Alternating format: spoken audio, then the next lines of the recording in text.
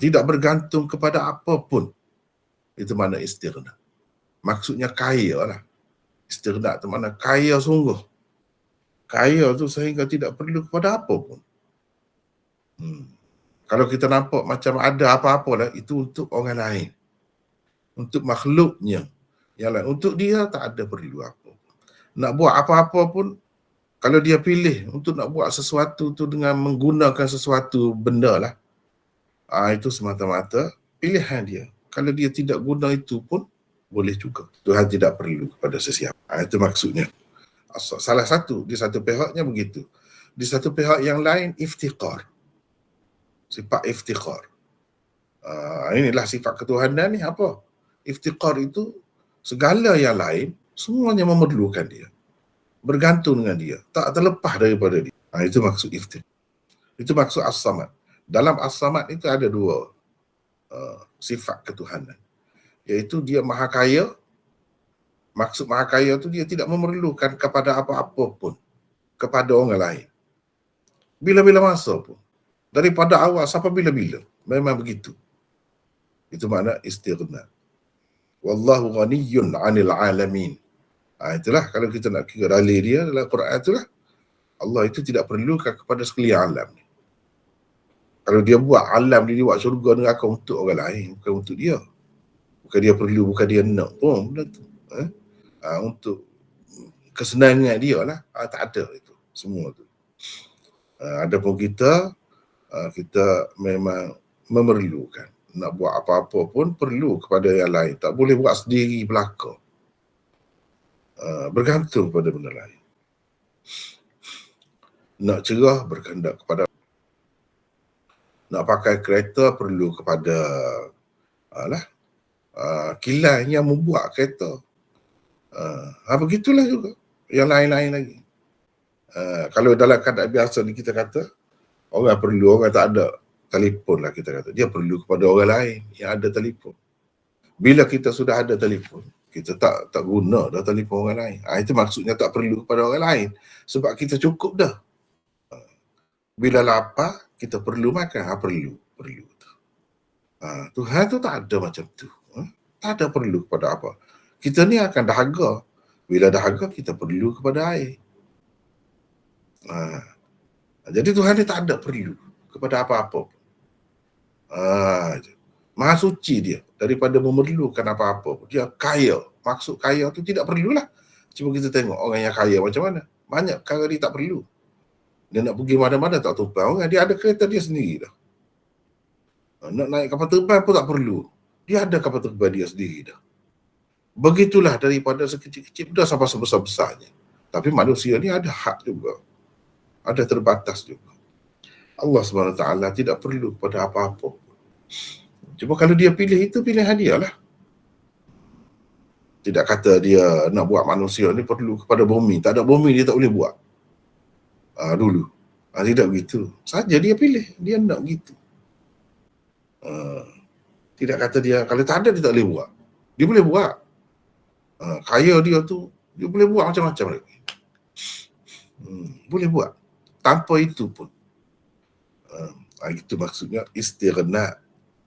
Iftiqar mana semua yang lain. Kita, apa-apa sajalah di alam semesta ni. Tak terlepas daripada dia. Semua memerlukannya. Kalau makhluk ni ada yang memerlukannya, ada yang tidak memerlukannya. Tuhan tak boleh. Bila kata Tuhan ni, semua perlu kepada dia. Tak ada sesuatu yang terlepas daripada berkehendak kepadanya. Memerlukannya. Itu Tuhan. Itu maksud as-samad tu. Panjang kita nak terjemah. Sepatah tak boleh. Yang bergantung kepadanya segala sesuatu ini sifat iftiqar. Segala sesuatu bergantung, perlu kepada dia. Sedang dia pula tidak memerlukan kepada sesiapa dan apapun. Ini sifat istighna orang panggil. Dalam as-samad tu ada dua sifat ketuhanan. Di satu pihak semua yang lain memerlukannya, bergantung kepadanya. Di satu pihak yang lain dia tidak perlu kepada sesiapa dan apapun. Tak perlu. Itu sifat istighna. Jadi ada dua situ as-samad itu. tiada Tuhan yang berhak disembah selainnya. La ilaha ghairuh. Tiada Tuhan yang berhak disembah selainnya. Jadi ilah dia guna di situ. Dia tidak kata la rabba ghairuhu. Tidak. La ilaha.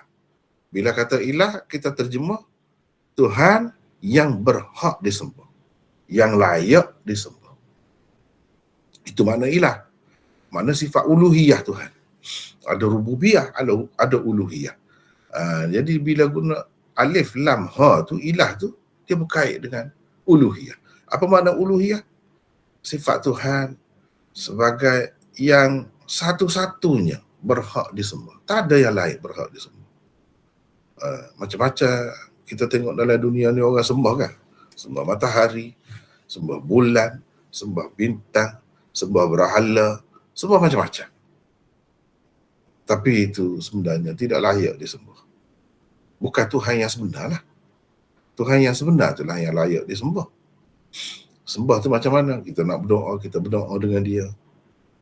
Ibadat lah. Untuk kita beribadat kepadanya, tak ada yang lain. Dia saja. Yang lain, itu dakwaan sahaja. Itu tipu saja. Yang sebenarnya tidak. Yang berhak disembah, yang sebenar-benarnya layak disembah, patut disembah, ialah Allah sahaja. Itu dia sebut ilah. Sebab itu bila kita mengucapkan dua kali bersyahadah, la ilaha illallah, asyhadu an la ilaha illallah, apa makna? Aku bersaksi bahawa tiada Tuhan yang berhak atau layak disembah. Kita tambah tu dalam kurungan. Ilah saja tu makna Tuhan, tapi Tuhan yang sifatnya macam mana? Yang layak disembah. Tuhan macam tu tak ada sebenarnya. Hanya Tuhan Allah sahaja yang layak disembah begitu. Yang lain-lain tipu semuanya. Jadi berhak disembah ilah tu, pada perkataan ilah tu. Dalam tu dia ada. Seperti dalam as-samad tu ada dua sifat tadi kan. Sifat iftiqar, kulli ma siwahu ilaihi, dan istighna'uhu an kulli ma siwahu. Dia ada dua perkara tu. Bila kata as-samad, dia tidak beristeri dan tidak pula beranak. Dia tidak beristeri dan tidak beranak. Isteri tak ada, anak pun tak ada, sebab tidak perlulah. Kita ni untuk meneruskan zuriat kita perlu tu. Tak ada itu, tak ada keturunan lah. Jadi untuk apa keturunan? Hikmatnya Tuhan buat untuk menyambung kerja manusia ni lah. Untuk menyambung kerja manusia ni yang tidak sempurna. Yang datang kemudian cuba menyempurnakan, tambah sedikit kerja orang yang lepas ada tu. Yang mari kemudian lagi tambah sikit lagi. Allah SWT tidak begitu. Dia tidak perlu. Sebab kita perlu kepada zuriat, sebab kita nak mati, kena mati. Bila mati, tak tercapailah cita-cita kita, hasrat kita. Sebab itulah manusia ni semula jadinya, dia kalau boleh nak kekal, tapi dia tak boleh kekal. Cara dia nak menyatakan perasaan dia tu macam mana? Dia kahwin, dia ada zuriat. Zuriat tu pada hakikatnya naluri manusia yang hendak kekal. Jadi Tuhan tu memang dia kekal dah. Untuk apa? Dia nak semua tu. Jadi tak perlu. Anak pun tak perlu, isteri pun tak perlu. Kita ni sebab anak-anak tu kena ada isteri. Perlulah jadi kepada isteri. Itu semua menunjukkan kita ni perlu kepada yang lain. Saling memerlukan. Dia perlu kepada ni, ni perlu kepada ni. Tapi Allah SWT tak ada perlu kepada sesiapa pun. Begitu ya. Baik, kita ada nota di situ. Nota 8. Tengok di situ. Ungkapan pengarang ini, yang ni Imam Abul Hasan Al-Asy'ari lah. Dia sebut tadi itu, merupakan sedutan dan intisari daripada firman Allah Subhanahu Wa Taala di dalam surah Al-Ikhlas. Firman-Nya, "Qul huwallahu ahad, Allahus samad, lam yalid wa lam yulad wa lam yakul lahu kufuwan ahad." Jadi yang dia sebut di atas tadi itu intisari, sedutan, ambil sini lah. Inilah puncanya. Jadi mana ahlul hadis, ahlul sunnah ni, akidah dia puncanya Quran dan sunnah. Macam saat ni dia sebut ni. Mana punca dia? Ni lah. Allah tu satu. Tadi kan dia sebut ni, bahawa Allah itu adalah Tuhan yang esa. Mana? Qul huwallahu ahad. Allahus samad. Ni yang Imam Abdul Hasan Asy'ari sebut ni, akidah ni, puncanya ada dalam Quran. Sebab tu orang kata, akidah ni, Quran saja cukup dah pun betul. Mana akidah ada ni, kemudian ni, memang ambil situ juga. Bahkan daripada perkataan yang diguna tu kita nampak dah. Ilahun wahid, huwallahu ahad, fardun samad, Allahus samad. Mari situ lah. Lam yattakhidh sahibatan wala walada, lam yalid wa lam yulad. Situ lah, ambil situ juga. Tak lari daripada tu. Katakanlah, wahai Muhammad, dialah Allah yang Maha Esa.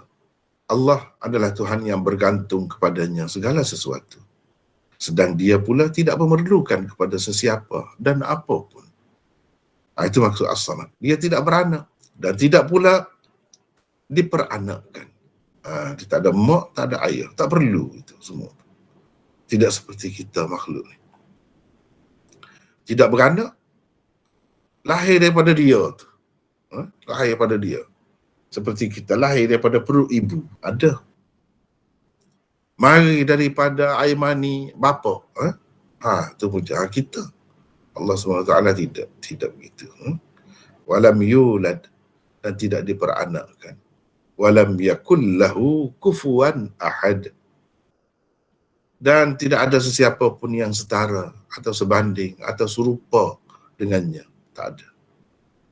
Ni menafikan keserupaan Allah dengan segala yang lain, semua yang lain. Tak ada satu pun yang serupa dengan dia, setara dengannya, sebanding dengannya, tak ada. Itu dalam surah Al-Ikhlas. Surah Al-Ikhlas itu puncak akidah lah, tauhid. Jadi kalau kita perhati ni yang disebut di dalam perenggan ni, kita dapati di sini ia mengandungi tanzih munfasil, iaitu menyucikan Allah daripada sekutu, pembantu, pemberi syafaat tanpa izinnya, mempunyai isteri, pasangan, bandingan, tandingan, kawan atau teman.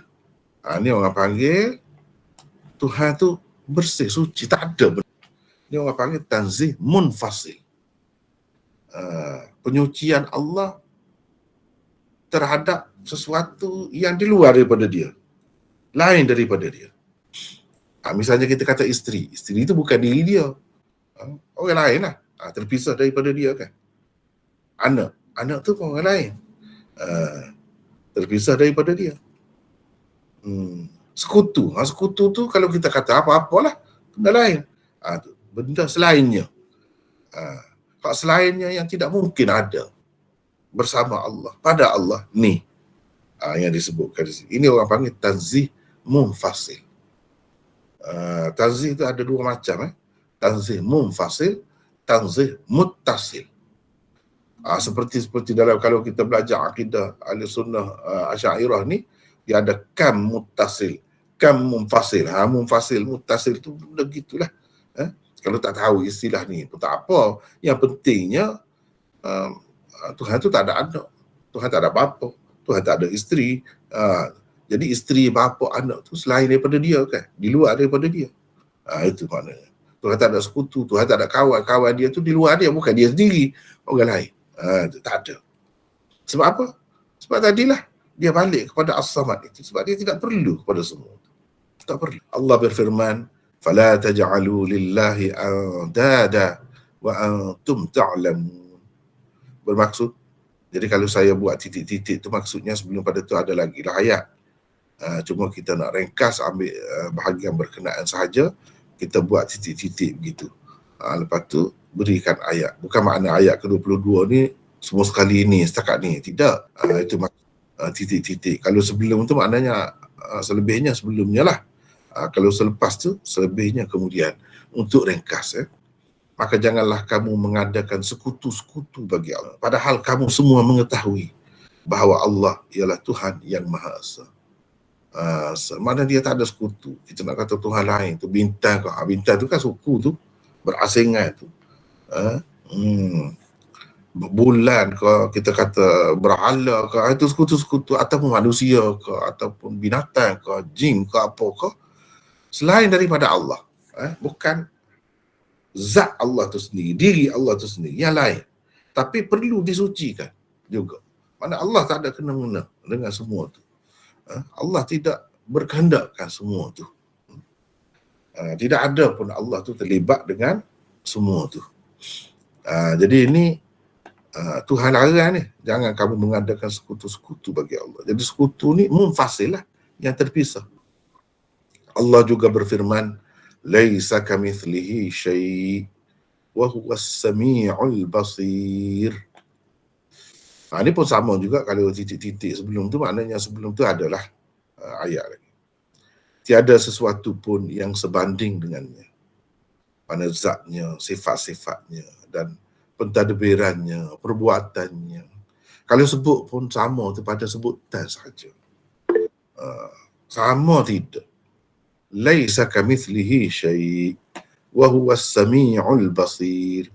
Di sini menafikan sesuatu. Tak ada sesuatu apa pun yang serupa dengannya. Sepertinya. Sebanding dengannya. Sambil-sambil kata tidak ada sesuatu apa pun serupa dengannya, dia kata wa huwas sami'ul basir. Dan dialah yang maha mendengar lagi maha melihat. Jadi sifat mendengar ni pun kita pun ada kan. Tapi tidak sama, tidak sebanding, tidak serupa. Tidak serupa. Tapi sifat tu ada. Dan dia sebut adalah sifat mendengar lah. Tapi mendengarnya itu tidak memerlukan kepada, macam kita ni perlu kepada telinga, perlu kepada getaran, perlu kepada udara, perlu kepada apa semua tu. Melihat sama juga. Kita perlu kepada cahaya. Allah SWT melihat juga. Kita perlu kepada mata kita ni. Jadi kalau Allah sebut mata pun tidak sama, tidak seperti kita. Begitu. Tidak ada satu pun yang serupa dengannya. Tanzih muttasil pula ialah menyucikan Allah daripada segala kekurangan. Seperti mengantuk, tidur, mati, lemah, bodoh, lupa, leka, memerlukan kepada sesuatu yang lain, letih, penat dan lain-lain. Ini muttasil. Muttasil ni makna bersambung. Mana pada diri Allah tu sendiri, pada zat Allah tu sendiri. Ada benda-benda ni? Tak ada. Kena sucikan. Itu maknanya bila kita kata subhanallah, maha suci Allah. Maha suci apa makna? Kita mensucikan daripada yang tidak layak dengan Tuhan, di luar dia, selain daripada dia, ataupun diri dia tu sendiri yang tidak layak dengan dia. Kita menyucikan. Kita kata Tuhan tidak bersifat begitu. Ini tak ada. Ini semua sifat kurang semua ni. Lemah. Dan memang kalau kita perhatikan dalam Quran pun, dalam hadis pun dinafikan benda-benda ni. Ini orang panggil tanzih muttasil. Jadi tanzih itu ada dua, munfasil, muttasil. Cuba perhatikan, renung sedikit. Munfasil itu yang berkait dengan selain dia. Selain dia. Muttasil itu yang berkait dengan diri dia sendiri. Kira-kiranya kalau didakwa ada pada dia, itu tak ada. Tak ada. Maha suci dia. Daripada tidur ke, mengantuk ke, mati ke, lemah ke, bodoh ke, lupa ke, leka ke, itu suci dia, maha suci. Bila kita kata subhanallah, subhana rabbiyal a'la, subhana rabbiyal azim dan sebagainya, kita sucikan Allah, bersihkan Allah daripada segala bentuk, segala rupa kekurangan. Ini antaranya. Itu pada diri dia sendiri, bukan di luar, bukan pada yang lain. Tidak, diri dia. Tak boleh. Dia kena, orang Islam ni percaya Tuhan tu maha suci daripada segala kekurangan. Kekurangan itu mungkin dikaitkan dengan benda lain, orang lain, tapi dikaitkan sebagai anak dia misalnya. Itu munfasil. Kalau mati, diri dia tu lah mati. Dia tidur, diri dia tu lah. Lemah, dia tu lah. Itu tak boleh. Ini muttasil namanya. Buktinya bahawa Allah itu maha suci daripada semua ini.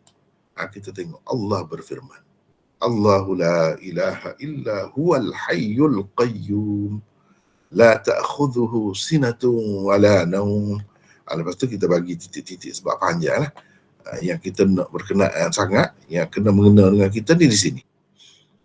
Allah bermaksud Allah, tiada Tuhan. Bila kata ilah, selalu kita tambah dalam kurungan ini, yang berhak disembah, yang layak disembah, melainkan dia. Tiada Tuhan yang layak disembah melainkan dia, yang tetap hidup. Mana tetap hidup, mana tidak mati ya? Mana lawan dia tu sifat mati tu? Kalau dalam istilah ni kata mustahil lah. Mustahil lah. Sifat mustahil. Jadi hidup tu wajib lah, sifat wajib lah. Gitu. Mana akal kita, kalau dalam kaidah Asy'ariyah yang kemudian ni dia kata akal kita tak boleh terima dia tu tidak hidup. Sebab kalau dia tidak hidup, macam mana dia nak mengurus? Tak kayak mati menguruskan. Jadi yang dia nak uruskan itu bukan dalam dunia ni saja. Selepas dunia ni, akhirat besok, tak ada kesudahannya, dia nak urus juga. Kalau dia mati macam mana? Itu dari segi akal lah. Tapi dari segi dalil naklinya, Al-Hayyu. Alif lam di situ. Hayyun tu yang hidup. Kita pun hidup juga. Tapi bukan hidup sungguh. Hidup yang sebenar.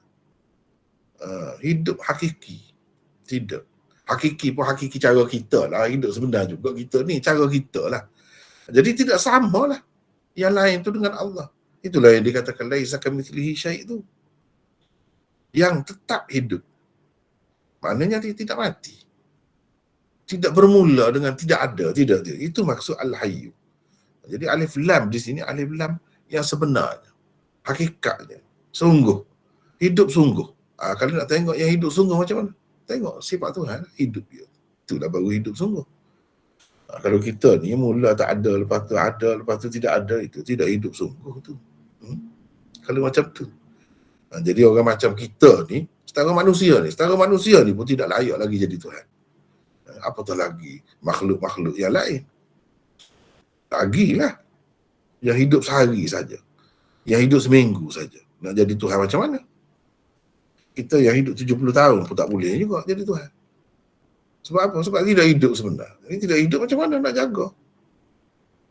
Kita hidup pun dalam keadaan serba kurang, sakit lah, macam-macam kekurangan hidup pun. Jadi itu hidup sebenar ke tu? Tidak.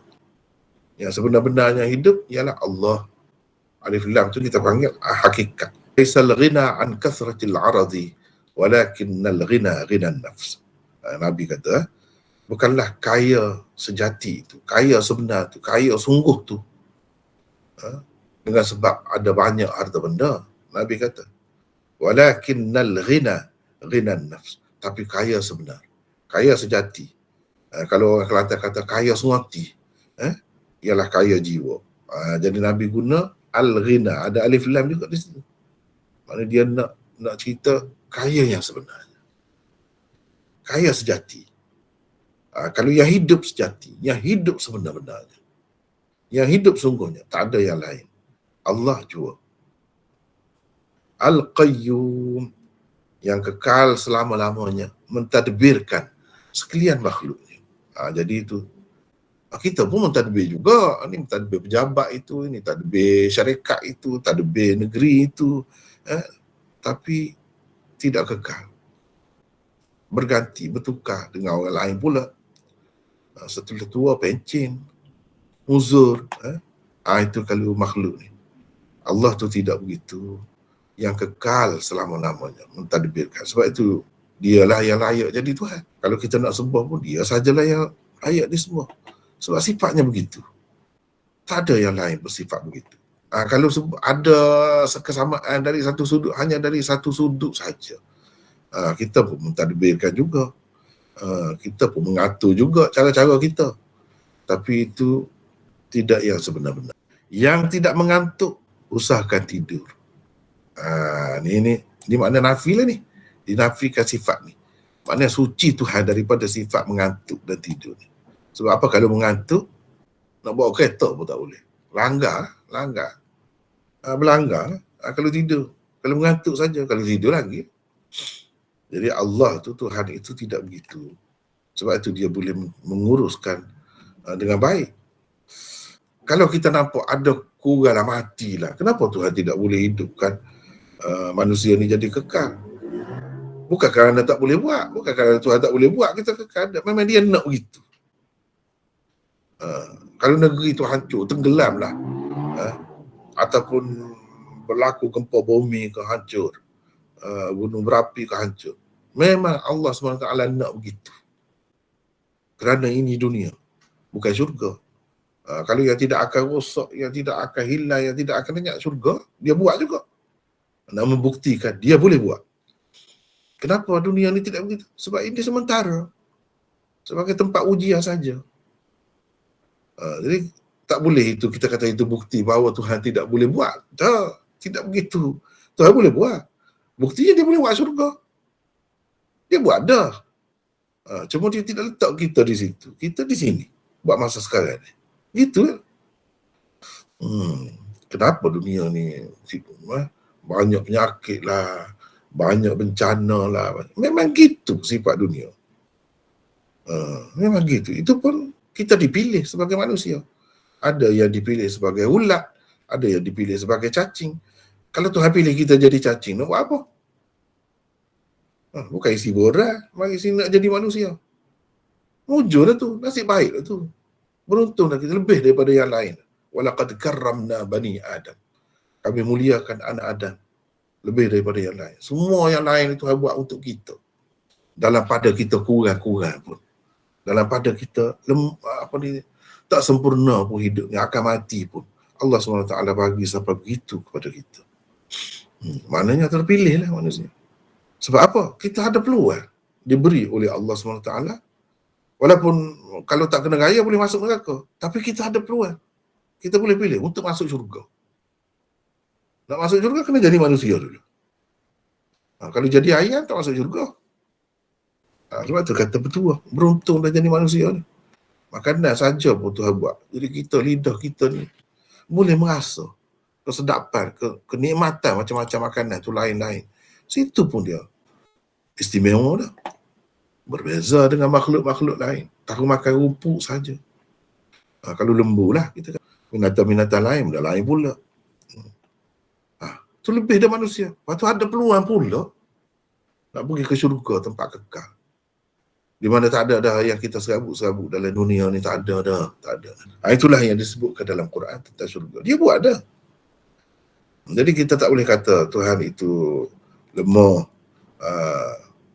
Buktinya ni dalam dunia ni banyak tak terbuat, banyak tak terjadi. Bukan begitu. Dia kahwin dia tak dapat anak juga. Tuhan tak boleh kena buat anak. Dia tak boleh tanya begitu. Tak kena tu. Dia kena ingat ini dunia, tempat ujian. Jadi ini yang perlu sucikan, tanzihkan Allah. Jadi ini sinatun ini dikatakan ada pada diri Allah, zat Allah itu. Tidur, tak ada itu, tak ada. Perlu ditanzihkan Allah. Tanzihkan makna sucikan dia. Jadi yang ni yang muttasil. Sebab mengantuk dan tidur tu dikatakan ada pada dia. Boleh kau kata ada pada dia? Tak boleh, tak ada. Adapun isteri anak tu selain daripada dia, itu munfasil. Munfasil namanya. Allah Subhanahu wa taala juga berfirman, "Walaqad khalaqnas samawati wal ard wama bainahuma fi sittati ayyam wama massana min lughub." Bermaksud, dan demi sesungguhnya kami telah menciptakan langit dan bumi serta segala yang ada di antara keduanya dalam 6 masa, dan kami tidak mengalami sebarang kepenatan. Jadi buat macam tu besar ni kerajaan langit dan bumi ni, dan segala isinya di antara langit dan bumi ni begitu banyak, kita sampai bila-bila pun tak akan habis mengkajinya, mencapainya, menguasainya. Macam tu pun Tuhan kata dia tak penat sedikit pun. Jadi sifat penat tu tidak ada pada Tuhan. Sebab penat tu kurang, lemah, itu tidak ada pada Tuhan. Jadi penat itu dikatakan ada pada dirinya. Itu tak ada, tak ada. Sifat tu tak ada. Tak ada penat tu. Kalau kita sikit dah penat dah. Itulah sifat bukan Tuhan. Kalau sifat Tuhan, ni Allah sebut dah di sini. Dia tidak penat. Buat macam tu banyak pun. Lebih lagi pun kalau dia nak buat, tak ada penat juga. Tak ada penat. Itu sifat dia. Jadi sifat penat itu adalah satu sifat kurang yang mesti Allah SWT itu disucikan daripada sifat kurang itu. Dan bukan kita yang mana-mana nak menyucikan dia daripada sifat tu. Dia sendiri kata ni. Wa ma massana min lughub. Dalam Quran. Dia sendiri kata. Dia tak ada sifat tu. Jadi tak ada sifat tu bukan makna kurang. Sempurnalah. Kalau ada sifat tu kurangnya. Begitu maksudnya. Baik. Ahli sunnah dari kalangan ashabul hadis menafikan apa yang dinafikan oleh Allah tentang dirinya. Misalnya Tuhan kata dia tidak penat, kita kata dia tidak penat. Tuhan kata dia tidak tidur, kita kata dia tidak tidur lah. Itu maksudnya yang Tuhan nafikan daripada diri dia tu. Dia tu tidak penat, dia tu tidak tidur, dia tidak mengantuk. Jadi kita kena nafikanlah juga. Tak adalah sifat tu pada Tuhan. Menafikan apa yang dinafikan oleh Allah tentang dirinya. Mereka juga menafikan apa yang dinafikan oleh Rasulullah sallallahu alaihi wasallam tentangnya, tentang Allah. Kalau Nabi kata Tuhan tidak begitu, jadi kita pun kena terima gitulah.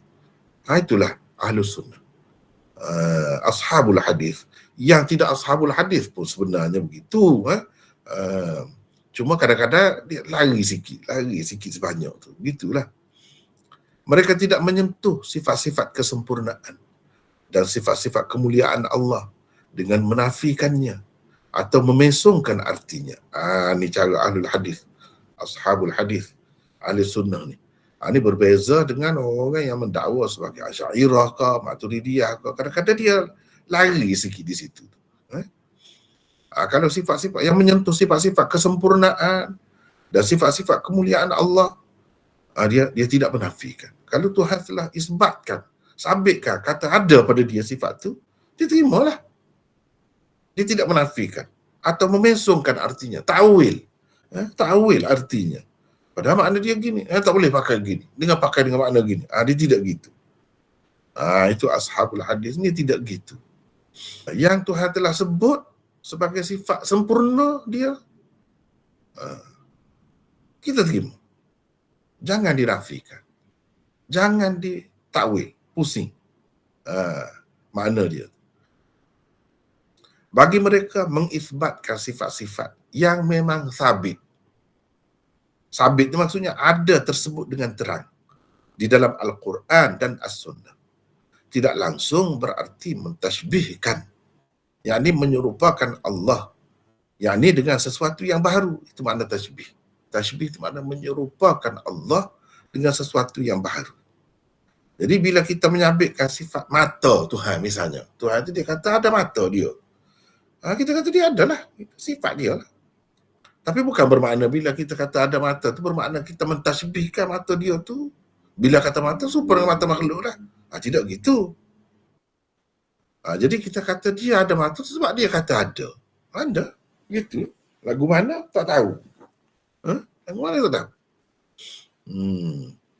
Tetapi kalau kita tengok, kalau kita dengan mata tu kita boleh melihat. Jadi sifat melihat kita ni bergantung, berkait dengan mata ni. Dia tidak gitu. Dia tidak gitu. Jadi tak perlulah kita takwil. Takwil makna mata tu makna penjagaan dia. Tangan tu dengan makna kuasa dia. Tidak begitu. Dia kata tangan-tangan. Dan itu difaham sebagai sifat Allah. Bukan tangan tu maknanya zat dia. Seperti kita kalau tangan tu tangan ada anggota gitulah. Bukan gitu. Bukan gitu. Mereka faham itu semua sebagai pernyataan sifat Allah. Bagi mereka mengisbatkan sifat-sifat yang memang sabit, yang ada tersebut dengan terang di dalam Al-Quran dan As-Sunnah, tidak langsung berarti mentashbihkan, menyerupakan Allah dengan sesuatu yang baharu. Malah tashbih, yakni menyerupakan Allah dengan makhluk, terletak pada menafikan sifat-sifatnya, bukan pada mengisbatkannya. Terletak di situ tashbih itu. Terletak di situ tashbih itu. Bukan kita terima Tuhan tu ada tangan, setelah dia kata dia ada tangan, kita pun terima dia ada tangan. Itu bukan tashbih. Kita kata Tuhan tak boleh ada tangan. Tuhan hanya ada kuasa, tangan tak ada. Itu tashbih sebenarnya. Sebab kita serupakan Allah dengan manusia, dengan makhluk. Kita telah serupakan Allah dengan makhluk. Padahal orang yang terima kata Tuhan tu ada tangan, dia tidak tashbih, dia tidak kata tangan Allah tu serupa dengan makhluk. Sebab Allah sebut dia ada tangan, kita sebut kata gitulah. Bukan tangan dia tu seperti tangan makhluk, tangan manusia ke tangan apa ke, tidak, sama sekali tidak begitu. Itulah sebab laisa kamitslihi syai' tadi. Tidak ada apa, satu atau apa pun yang serupa dengan dia. Tapi sambil-sambil kata begitu, dia maha mendengar, maha melihat. Jadi melihat Tuhan tu serupa makhluk kan juga. Kenapa yang tu kita terima? Padahal kalau kata melihat tu, melihat dengan mata kau, tentu sekali kita kata tidak. Jadi sini pun sama. Tashbih duduk pada menafikannya. Sebab dengan menafikannya kita seseolahnya mengatakan Allah ni seperti makhluk. Situ makna tashbih. Sebab kalau makhluk, tangan lah. Gitu. Anggota ni lah. Padahal tidak begitu. Tidak begitu. Bukan pada mengisbatkannya. Bukan pada kita terima ada sifat ataupun sesuatu yang disebut oleh Allah pada diri dia. Yang dia sebut tu kita terima lah. Tapi terima dalam keadaan laisa kamitslihi syai'. Sama seperti mendengar, hidup. Laisa kamitslihi syai'. Gitu. Jadi begitu juga tangan, kau mata, kau apa, kau dia tidak menyerupai makhluk. Pandangan mereka berbeza daripada pandangan golongan mutakallimin dalam memahami konsep tanzih. Tanzih di sisi mutakallimin ibarat cangkul yang diguna untuk merobohkan binaan sifat-sifat Allah yang memang sabit. Yang ini ada tersebut dengan terang di dalam Al-Quran dan As-Sunnah. Itu sebabnya mutakallimin ni maknanya orang yang terlibat duduk berdebat, duduk bahas dengan golongan sesat lah. Tujuannya dia nak menegakkan ahli sunnah juga. Tapi kadang-kadang terpengaruh, terikut-ikut. Kadang-kadang terikut-ikut rentak mereka itu. Itu dia. Maksud dia pun nak gitu juga. Nak mentanzihkan Tuhan juga. Tapi kadang-kadang dia terikut-ikut, terpengaruh. Begitu. Jadi kadang nak jaga hati ataupun nak pujuk kalau kita kata, orang-orang yang tak faham tu kadang-kadang dia lari sikit daripada yang asal tu, sehingga mentakwilkannya seolah-olahnya nak pujuk ataupun nak ambil hati. Tak boleh begitu. Ataupun cuba takwil. Jadi semua yang disebut di dalam Al-Quran tu sifat-sifat Allah tertakwil. Banyak. Ini masalah mutakallimin. Itu masalah mutakallimin. Mutakallimin tu ahli sunnah pun ada juga. Yang tidak ahli sunnah pun mutakallimin juga. Tapi kita terima di sini mutakallimin yang betul lah. Ahli ilmu kalam yang nak menegakkan ajaran ahli sunnah wal jamaah tu. Itu yang dimaksudkan. Jahmiyah adalah golongan yang mula-mula sekali memasukkan penafian dalam mentanzih, menyucikan Allah. Jadi nafi itu memang ahli sunnah ashabul hadis pun menafikan juga. Macam tadi, menafikan mengantuk, menafikan tidur, memang menafikan. Tapi kadang-kadang dia nafi itu lebih. Lebih. Kalau tak sepatut nafi pun dia nafi juga. Itulah yang kita kata dia jadi terikut-ikut rentak. Orang-orang yang menyeleweng tu. Begitu. Padahalnya tak sepatut begitulah. Tak sudut tu lah dia. Kecuali kalau kita kata sebenarnya dalam hati dia, akidah dia ikut cara ni, ashabul hadis. Cuma dia bercakap dengan mereka itu untuk sebagai pujuk, mungkin bolehlah diterima, sekadar itu. Tapi kalau betul-betul dah memusuhi pula akidah ahlul hadis ni, kata akidah ahlul hadis ni pula tak betul, dan pahaman macam tu itu yang betul ahli sunnah, itu melampau dah, lebih dah tu. Itulah masalahnya. Jahmiyah adalah golongan yang mula-mula sekali memasukkan penafian dalam mentanzih, yakni menyucikan Allah. Yakni penafian semua perkara, semua dia nafi. Walaupun yang diisbatkan oleh Allah, dia nafi juga. Itu cara Jahmiyah tu. Kalau semua sekali dinafikan. Kalau dinafikan mana yang Allah nafikan, itu memang betul lah kalau macam tu. Tapi dia jadi lebih. Imam Abul Hasan Al-Ash'ari di dalam maqalatnya menukilkan bahawa antara yang diijma'kan oleh golongan Jahmiyah ialah, ni Abul Hasan Al-Ash'ari sendiri sebut dalam kitab yang kita baca ni. Cuma kita tak sampai lagi ke situ lah. Banyak besar kitab tu. Tak apalah. Kita tengok dulu. Allah itu esa. Ni Jahmiyah kata. Ni ijma'. Semua kalau kata Jahmiyah memang begitu. Allah itu esa. Tiada suatu apapun yang sepertinya. Jadi, laisa kamitslihi syai' lah. Dia maha mendengar lagi maha melihat. Ini macam terjemahan laisa kamitslihi syai' wa huwas samiul basir. Itulah. Sekadar itu tu okeylah, kita pun terima. Cuba seterusnya. Dia sebut. Ni mula nafi lah. Dia bukan jisim, bukan tubuh, bukan lembaga. Itu maksud nafi tu. Semua nafi. Ialah kalau yang betul tu tak apalah. Dia bukan jisim, bukan tubuh, bukan lembaga, bukan rupa, bukan orang, bukan jauhar, bukan arab, bukan warna, bukan rasa, bukan dapat diraba, bukan panas, bukan sejuk, bukan basah, bukan kering, bukan panjang, bukan dalam, maknanya bukan pendek, bukan semua. Bukan terpisah, bukan bergerak, bukan diam, bukan dapat dibahagi, bukan mempunyai juzu-juzu, bahagian-bahagian atau anggota-anggota, bukan di mana-mana arah, bukan di kanan, kiri, hadapan, belakang, atas atau bawah. Dia tidak diliputi, yakni dilingkungi tempat dan masa. Tidak harus, makna tidak mungkin dia bersentuhan dengan sesuatu apapun dan berada di mana-mana tempat. Dia tidak boleh disifatkan dengan mana-mana sifat makhluk.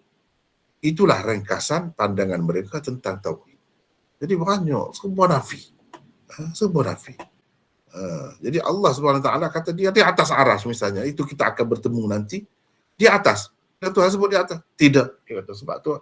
Itu sifat makhluk tu kan boleh kata di atas, di bawah, di kiri, di kanan. Dia nafi. Jadi kalau orang kata Allah di atas ni, salah. Nampak ke tidak? Di situ. Kalau dia kata Allah itu bukan warna, Allah itu bukan jisim, bukan tubuh tu, bukan lembaga tu, okeylah lagi. Tak apalah. Tapi yang Allah memang sabit dah, isbatkan untuk diri dia. Dia tu alal arsy, di atas aras. Dia takwil pula. Yang takwil lah. Yang tidak takwil dia kata tidak. Itu sifat makhluk. Allah di atas mana? Allah mulia lah. Dia pergi ke situ, pergi ke lain. Itu tak kena. Cara ahlul hadis atau ashabul hadis bukan begitu. Lepas pada ni kita akan bertemu, akan datang Abul Hasan Asy'ari sebut sifat Allah tu di atas. Boleh kita kata dia. Tidaklah kita kata dah ni semua berlawanan, bila atas ada bawah, bila bawah, bila kiri ada kanan. Bukan begitu. Bukan begitu. Kita kena terimalah di atas, tapi tidak serupa dengan makhluk. Atas macam mana tak nak fikir. Jadi dia kata di atas lah. Begitu. Tak boleh pula kita kata di bawah. Tak boleh. Kita tak kata pun di bawah pun. Ashabul hadis dia tak kata pun. Dia kata di atas. Banyaklah bukti-buktinya. Selain daripada Ar-Rahmanu 'alal 'arsy istawa, selain daripada itu, tak pernah kata Allah SWT menaikkan Al-Quran. Yang adanya, inna anzalnahu fi lailatul qadr. Kami menurunkan. Turun tu apa makna? Tidak daripada atas.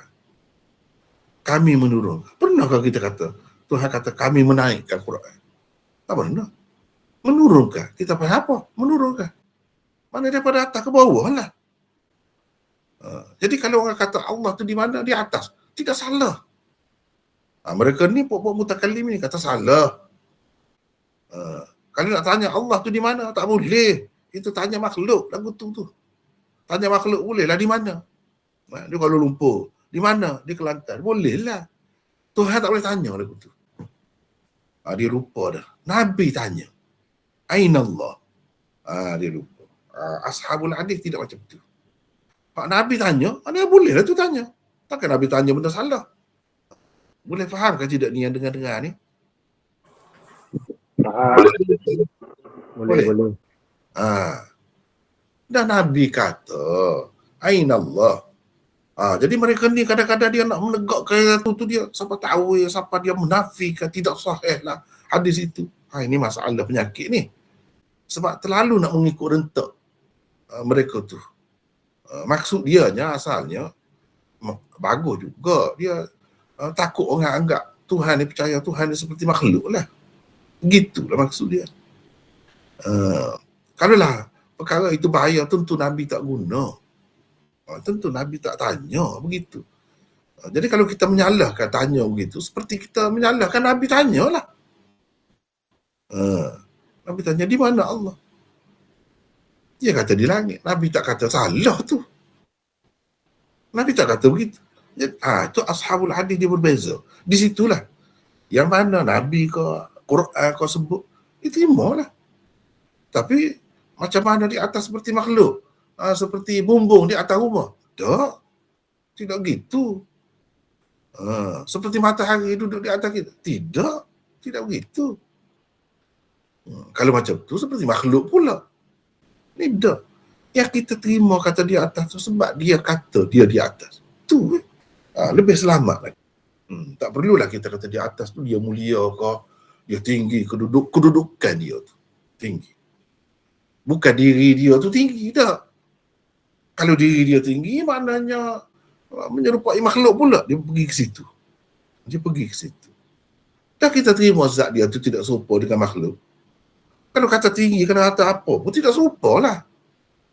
Itu saja, mudahnya. Baik. Itu yang disebut oleh Abul Hasan Al-Asy'ari sendiri.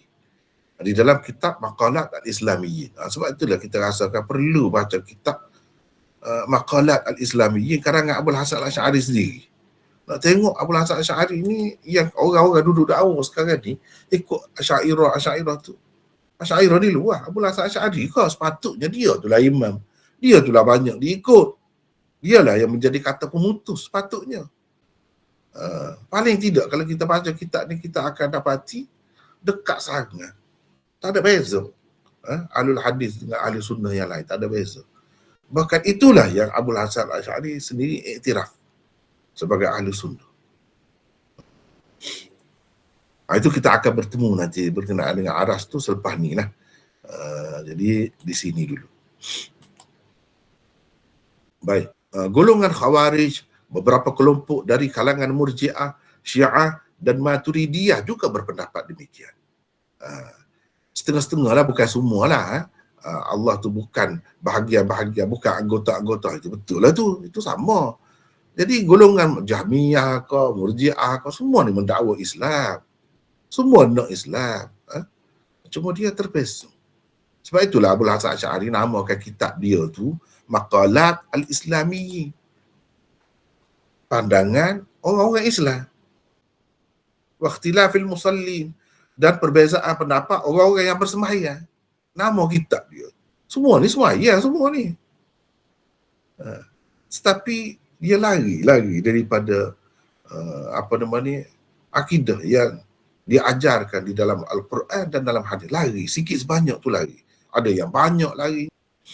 Ada yang kata mesti takwil. Ada yang kata tidak mesti, cuma boleh takwil. Gitu. Ini masalah takwil ni pun perbincangannya panjang lah. Nanti sampai masa dia kita akan bincang lah. Lepas tu kita tengok pula orang lain. Tadi Abul Hasan Al-Asy'ari. Ni kalau kita tengok Ibnu Abil Izz ketika membincangkan tentang tidak benarnya pandangan seperti itu telah berkata, Ibnu Abil Aiz ni siapa? Syarih, pensyarah kepada kitab Aqidah Tahawiyah. Imam Tahawi tulis kitab Aqidah. Jadi dia kata itu akidah Imam Abu Hanifah macam itulah. Dan memang kalau kita tengok bandingkan apa nama ni Aqidah Tahawiyah tu dengan Al-Fiqhul Akbar ke Al-Fiqhul Absat ke, banyak samanya. Banyak sama. Jadi ini yang mensyarahkan kitab Aqidah Tahawiyah tu, apa dia kata? Dia pun kata tak kena macam tu. Golongan Mu'attilah. Mu'attilah ni maknanya orang yang mengatakan Tuhan tidak mempunyai sifat-sifat tadi lah, kosong.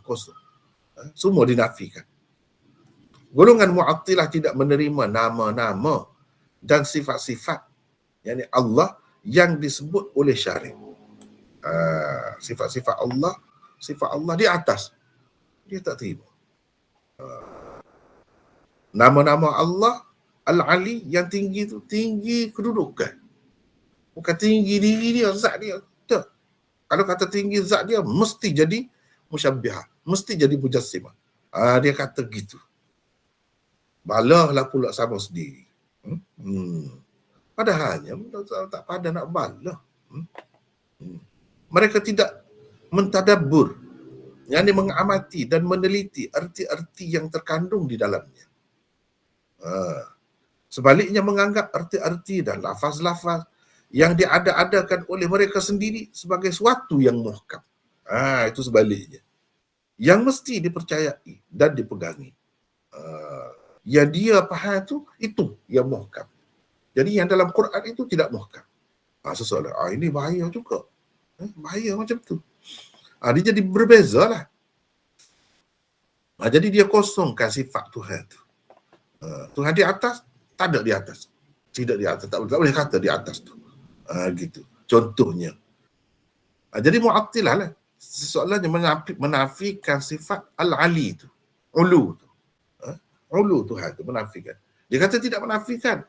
Sebab ulu tu maknanya tinggi tu tinggi kedudukan. Itu. Bukan tinggi zatnya. Sebab kalau kata tinggi zat, mana serupa makhluk pula. Tengok. Apa yang duduk serupa dengan makhluk tu kalau tinggi? Seperti mendengar, kita boleh terima ke tidak serupa dengan makhluk? Seperti hidup, kita boleh terima ke tak serupa dengan makhluk? Apa salahnya kalau tinggi tu? Kenapa? Kalau tinggi mesti kata serupa makhluknya. Kalau kata di atas, mesti serupa dengan makhluknya. Kenapa begitu? Pada umumnya akidah mereka terdiri daripada penafian-penafian. Macam tadilah juga. Abu Hasan Asy'ari telah sebut dah. Tidak itu, tidak ini, bukan itu, bukan ini, habis bukan. Dia bukan begini. Dia bukan begitu. Yani Allah lah. Dan seterusnya. Macam-macam. Seperti yang Abu Hasan Asy'ari sebut tadi. Mengisbatkan nama dan sifat Allah pula sedikit sekali diterima mereka. Sedikit sekali diterima mereka. Mengisbatkan. Tuhan ni memang sifat, memang ada. Tak takwil. Yang diterima macam tu sedikit saja. Seperti maha mengetahui. Dan maha berkuasa, itu terima. Itu terima. Sedikit sekejap kita baiki. Mengisbatkan nama dan sifat Allah pula sedikit sekali diterima mereka. Jadi nama yang terima, ni kita boleh terima. Lain tak boleh, semua kena takwil. Itu tak kena lah macam tu. Jadilah keliru. Ada yang kata 20 sifat. Jadi tidak bagi penjelasan yang betul. Kalau Asy'ariyah, Maturidiyah yang sebenarnya dia itu untuk buat belajar. Yang sebenarnya sifat Tuhan bukan 20 tu saja.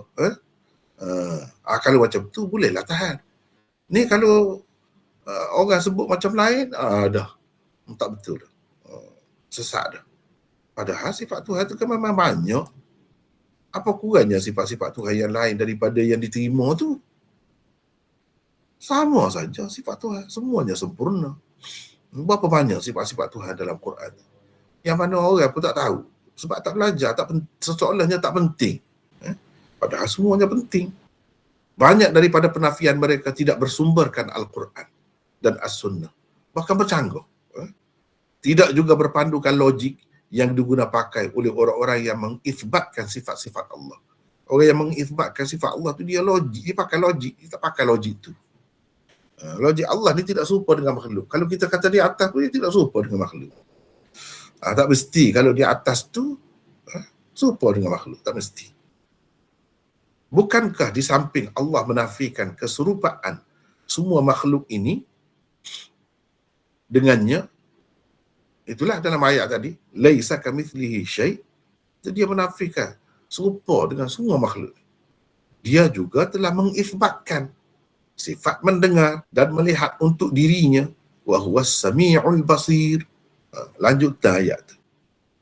Maknanya sambil-sambil dia menafikan keserupaannya dengan makhluk, dia pula kata, dia sendiri kata, dia tu maha mendengar, lagi maha melihat.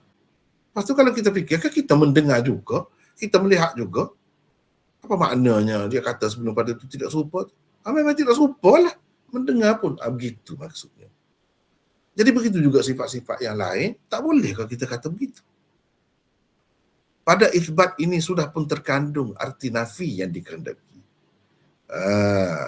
Jadi Tuhan mengisbatkan dia tu maha mendengar, maha melihat di sini sudah terkandung arti nafi yang dikehendaki. Arti nafi yang dikehendaki itu maksudnya tidak serupa hakikat dia. Gitu. Kita mendengar, dia pun mendengar, itu serupa. Mana hakikat mendengar itu tidak serupa. Begitu. Kalau kita perlukan begini-begini, dia tidak perlu. Kita tak boleh kata dia mendengar, dia ada telinga lah. Bila Nabi kata dia ada telinga? Bila dalam Quran kata ada telinga? Tuhan tak sebut. Bila tak sebut, tak boleh lah. Kita buat andaian. Dah dengar mesti telinga. Telinga dia tak serupa dengan makhluk. Siapa kata begitu? Kalau dia kata dia ada dua tangan, yang boleh terima. Dua telinga? Mana ada dua telinga? Jadi kita tak boleh kata lah. Barang yang dia tak kata, kita tak boleh kata. Dia mendengar. Mendengar. Dengan sifat mendengar dia yang layak dengannya. Tak serupa dengan makhluk. Tak serupa, tak sama dengan makhluk. Sama juga melihat. Begitu juga yang lain-lain hidup. Kuasa dia. Tinggi dia. Dan lain-lain. Banyaklah sifat-sifat dia yang lain tu. Tak serupa. Kalau kita memaafu, kita pun memaaf juga. Ada ketikanya kita memaafkan orang. Lepas tu Tuhan afu. Tuhan maha pemaaf. Sama? Tak sama. Tak sama. Pada isbat ini sudah pun terkandung arti nafi yang dikehendaki. Nafi yang dikehendaki itu tak sama dengan dia lah. Tak serupa dengan dia. Pada sebutan saja kata mendengar, melihat, hidup tu. Pada hakikatnya tak sama. Jadi tak ada yang serupa dengan dia tu dalam sifatnya, dalam zatnya, dalam perbuatannya. Kalau sebut sama, tak sama. Apa yang difahami daripadanya ialah ketunggalan. Yang ini bersendirinya Allah Subhanahu Wa Taala dengan segala sifat kesempurnaan. Itu. Itu tunggal. Tuhan tak ada yang serupa dengan dia. Yang lain-lain sebut sama tu sama pada sebutan saja. Itu pun kita sebut setakat yang mana disebut saja. Kalau melihat, Tuhan pun sebut mata. Dia ada mata. Kita terima. Tapi dia sebut mendengar, kita tak boleh kata dia ada telinga, dua telinga pula. Tak boleh sebab tak pernah disebut begitu. Dalam mana-mana ayat, dalam mana-mana hadis tak ada sebut. Setakat mana disebut itu saja kita terima. Kalau kita kata dia melihat, mata tidak serupa dengan makhluk. Gitu ya.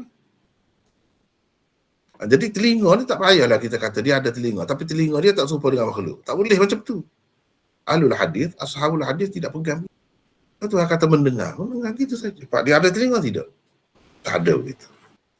Dia bersifat dengan sifat yang disebut olehnya sendiri dan oleh Rasulnya.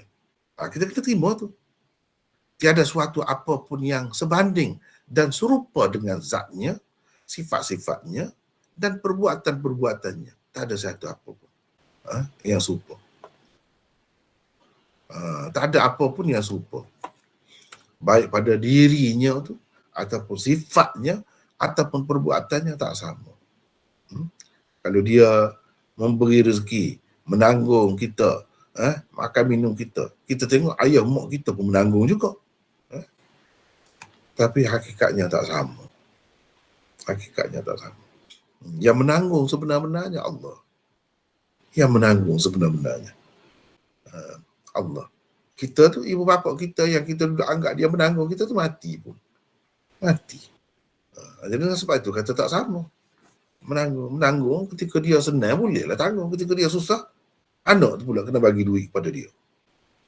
Sama ke dengan Tuhan? Tak sama macam tu. Allah tak pernah perlu kepada makhluk manusia. Sebab tu kata perbuatannya, kau sifat dia, kau tak sama. Jadi terima je lah. Kalau kita terima pun, walaupun nampak zahirnya nampak serupa dengan makhluk, tidak. Itulah faedah firman Allah, laisa kamitslihi syai' wa huwas samiul basir. Dalam itu sudah terkandung kedua-duanya, isbat dan nafi. Apa yang dinafi maklum di situ. Bukan semuanya nafi. Bukan. Tidak gitu. Ini boleh kita lihat di dalam kitab Imam Ahmad Ar-Raddu 'ala al-Jahmiyah, Abul Hasan Al-Asy'ari, Maqalat Al-Islamiyyin, Ibnu Abil Izz, Syarah Aqidah At-Tahawiyah. Boleh lihat di situ. Kemudian kita sambung habis itu tentang Tuhan, tentang Allah. Ini tentang Nabi pula. Dan bahawa Muhammad, ini akidah juga ni, kena pegang, kena percaya begitulah. Dan bahawa Muhammad itu adalah hambanya dan rasulnya. Itu kita kena percaya begitu. Ashabul hadis percaya gitulah. Ashabul hadis percaya gitulah. Muhammad maksudnya Nabi Muhammad itulah adalah hambanya. Kita bahasa Melayu ni, kalau tulisan Rumi ni kita bahas itulah kan. Mana-mana belajar tu, nya tu, n tu huruf besar. Bila nya huruf besar, n tu, maknanya Allah sahaja. Orang lain tak boleh. Tak ada orang lain siapa pun n tu huruf besar, tak boleh. Itu mengikut kaedah bahasa Melayu lah. Berdasarkan tulisan Rumi ni begitu. Nya tu sultan, kau raja, kau presiden, kau siapa, kau tak boleh n besar. N besar ni maksud khusus dengan Tuhan saja. Jadi Muhammad itu adalah hamba Allah dan Rasulnya. Dan bahawa syurga itu benar, neraka itu benar, dan bahawa hari kiamat itu tetap akan datang. Tiada sebarang keraguan tentangnya. Dan bahawa sesungguhnya Allah akan membangkitkan, menghidupkan semula semua orang yang di dalam kubur. Mati je lah. Dalam kubur tu mana?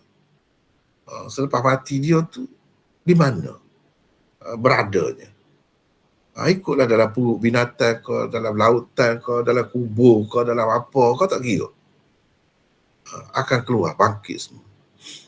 Di sini kita ada nota yang ke-9, nota 9. 9. Allah SWT menyifatkan Nabi-Nya Muhammad sallallahu alaihi wasallam dengan kehambaan.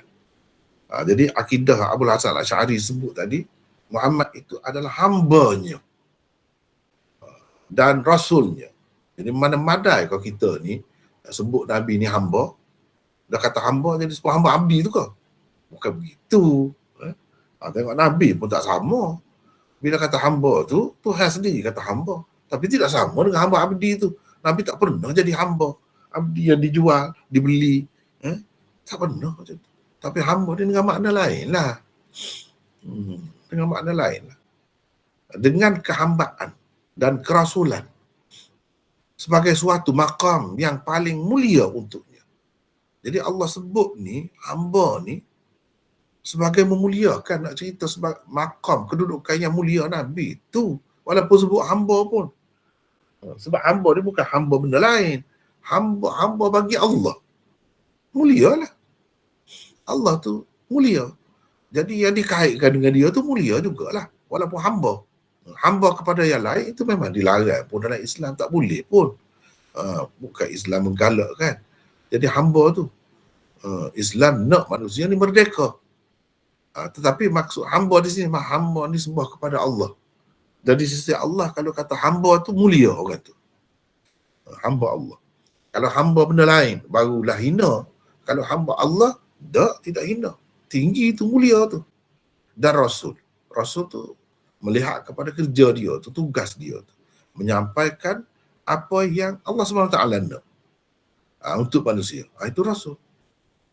Jadi sesuai dengan firman Allah berikut. Jadi kita duk sebut kata Nabi Muhammad tu abduhu wa rasuluh tu, mana asas dia? Mana dalil dia?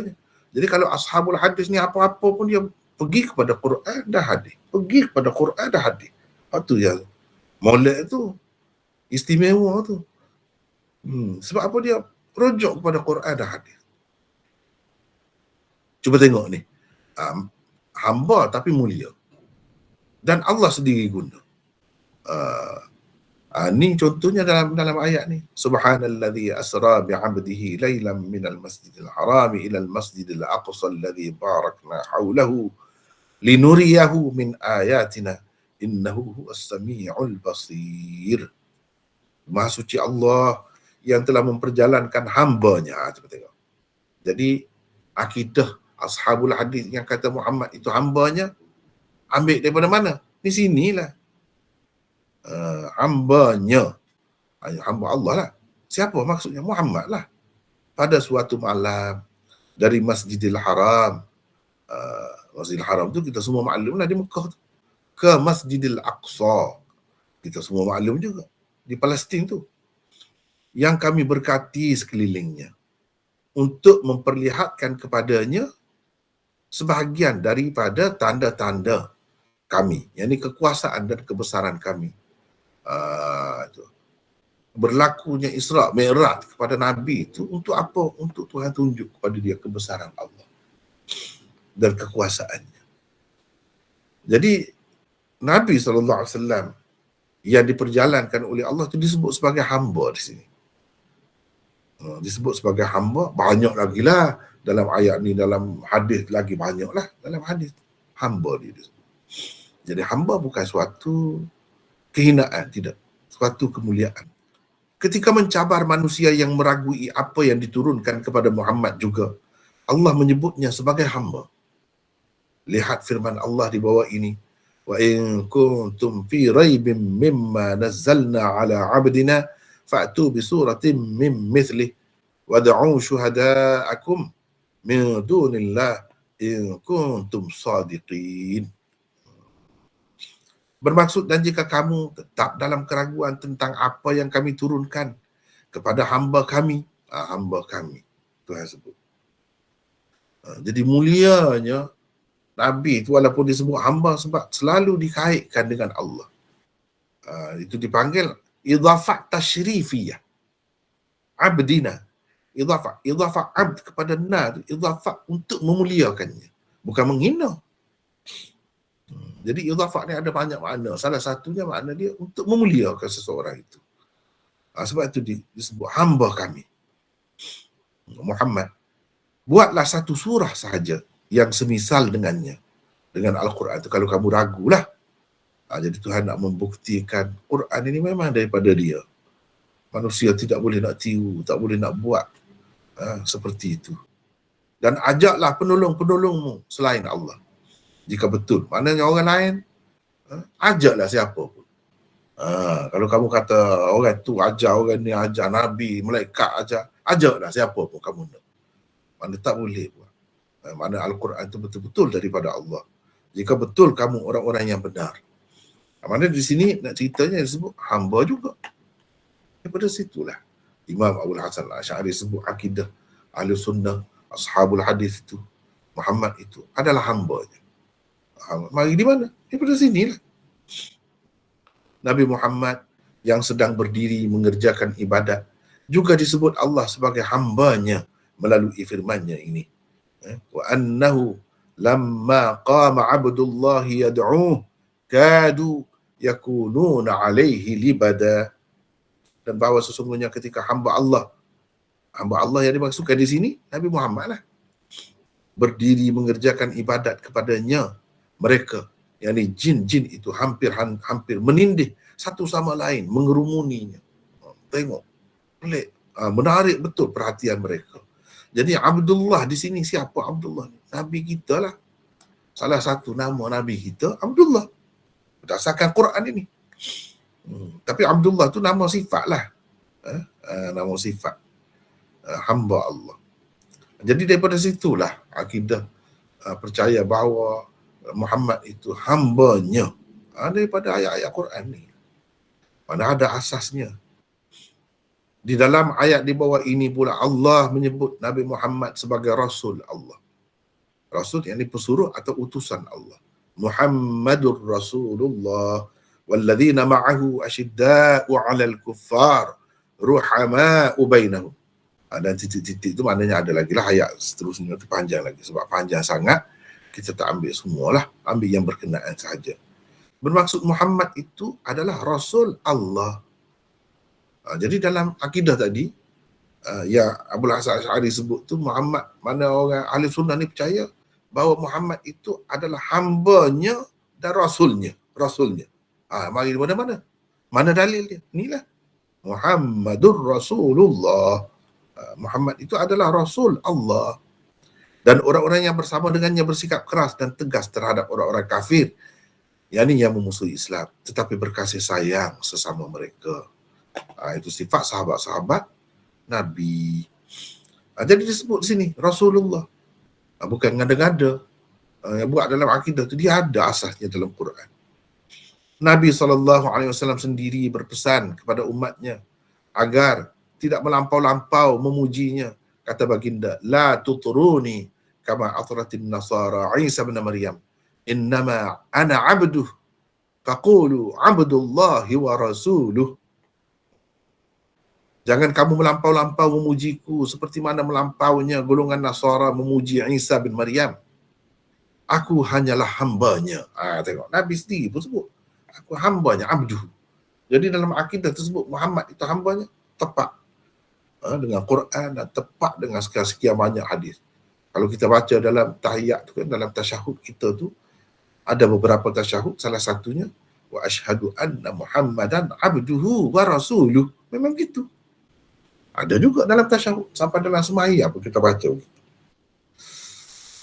Aku hanyalah hambanya, kamu katakan, dia hamba Allah. Dia tu maksudnya Nabi itulah, hamba Allah dan Rasulnya. Jadi tepatlah akidah tu, sesuailah dengan Al-Quran dan As-Sunnah. Dan bahawa sesungguhnya Allah membangkitkan, menghidupkan semula orang-orang yang dalam kubur. Amat menduka citakan apabila terdapat ramai juga orang Islam telah menyalahi pesanan Rasulullah SAW itu. Mereka terlampau memujanya sehingga jadi seperti orang-orang Kristian yang memujakan Nabi Isa AS. Di pihak yang lain pula hak-haknya dikurangi. Sambil-sambil puja tu duduk buat maulid. Maulid kalau zaman dahulu maulid bulan maulid, sekarang ni hari-hari pun boleh buat maulid. Setiap minggu. Tambah pula dengan maulid tu, maulid ni banyak lagi. Tapi di satu pihak yang lain dikurangi pula. Sambil-sambil dia kata dia sayang kepada Nabi, dia ini. Pendapat orang-orang yang dikagumi mereka dilebihkan dan diutamakan daripada sabda-sabda baginda sendiri. Pegang dengan pendapat orang itu lebih daripada Nabi. Di satu pihak yang lain. Di satu pihak yang lain puji tu kat Nabi itu macam Tuhan. Buat selawat ini mengandungi dekat-dekat dengan Tuhan jadi Nabi. Inilah fenomena umat Islam. Sekarang ni pun macam tu. Sedangkan ashabul hadis apabila mendengar sesuatu hadis Rasulullah SAW yang sahih, mereka seperti telah mendengarnya dari mulut baginda sendiri. Mereka membenarkannya dan beramal dengannya.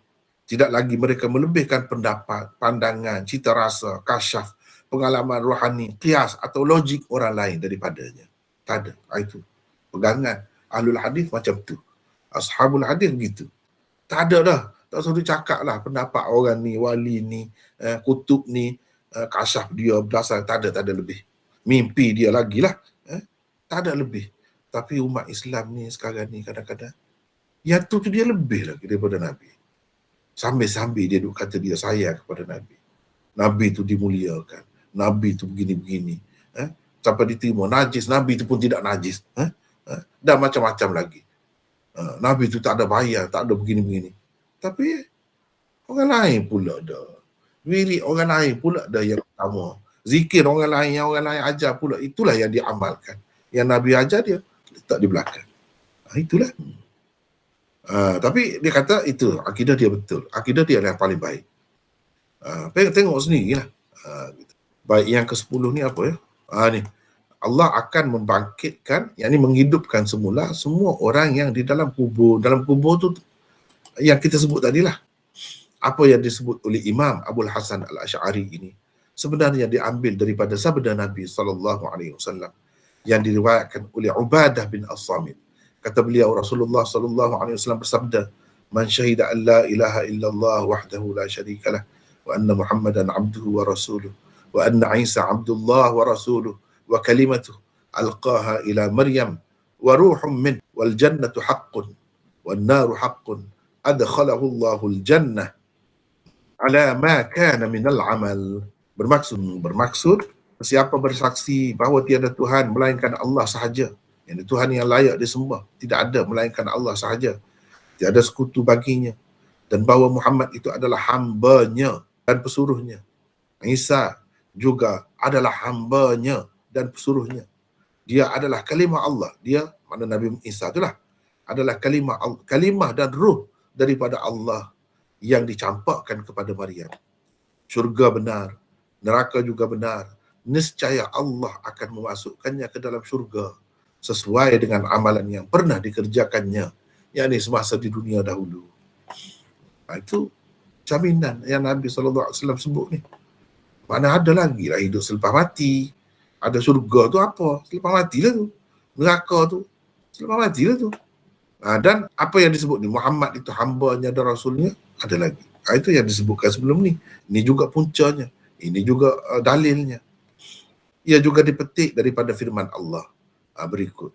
Wa anna as-sa'ata atiyatun la raiba fiha wa anna Allah yab'atsu man fil qubur. Bermaksud, dan bahawa sesungguhnya hari kiamat itu tetap akan datang. Tidak ada sebarang syak padanya. Dan bahawa sesungguhnya Allah akan membangkitkan, yakni menghidupkan semula orang-orang yang di dalam kubur. Betul-betul ayat itu betul-betul daripada ayat Quran ini. Itulah akidah ashabul hadis. Jadi kesimpulannya, Ahlus Sunnah beriman kepada Allah Subhanahu wa taala, para malaikatnya, kitab-kitabnya, para rasulnya, dan segala apa yang diriwayatkan oleh orang-orang yang thiqat daripada Rasulullah sallallahu alaihi wasallam. Mereka juga mempercayai keesaan Allah dalam segala-galanya dan kenabian Muhammad sallallahu alaihi wasallam. Selain itu, mereka juga percaya tentang syurga, neraka dan kebangkitan sesudah kematian. Itu ringkasan. Ringkasan kepada semua yang kita telah bincangkan dalam beberapa perenggan yang telah dikemukakan oleh Imam Abul Hasan Al-Asy'ari. Jadi kita pun dah lewat setakat itulah dulu ya malam ni. Wallahu a'lam. Wa akhiru da'wana alhamdulillahi rabbil alamin. Assalamualaikum warahmatullahi wabarakatuh.